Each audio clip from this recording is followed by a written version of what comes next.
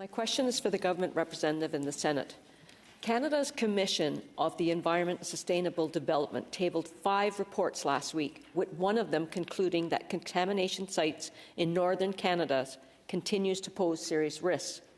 Among many significant issues, the report highlighted that the, in quotes, Federal Contaminated Sites Action Plan does not include realistic targets for climate adaptation and is missing targets for Indigenous engagement and socio-economic benefits to support reconciliation with Indigenous peoples.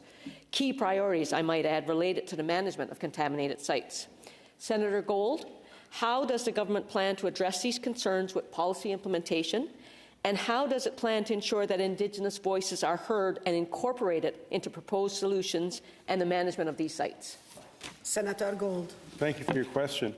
The recommendation of the Commissioner of the Environment and Sustainable Development report will help Crown Indigenous Relations and Northern Affairs improve the effectiveness of the Northern Contaminated Sites program. This will, in turn, result in a more efficient and effective remediation of northern contaminated sites, greater economic opportunities for northern Indigenous communities, and fundamentally a cleaner northern environment.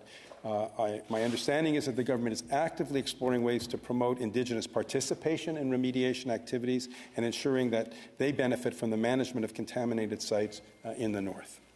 Senator White. Thank you, Madam Speaker. The lack of reporting and meaningful information on these contaminated sites, including large abandoned mines, means that the government does not have a clear picture of the environmental and financial consequences of these contaminated sites. Senator Gold, despite some of these sites being there for decades, why does the government not have meaningful information on them? And more importantly, what is the government doing to make sure that this important first step is taken? Senator Gold. In fact, the government is investing to identify sites, to assess risk, to estimate cost, and to record liabilities, to remediate and to close these sites. I've been informed that since 2005, over 24,000 federal contaminated sites have been identified, and the government has successfully closed more than 75% of them, meaning they no longer pose a risk. The government remains committed to continue to make progress to address the remaining sites.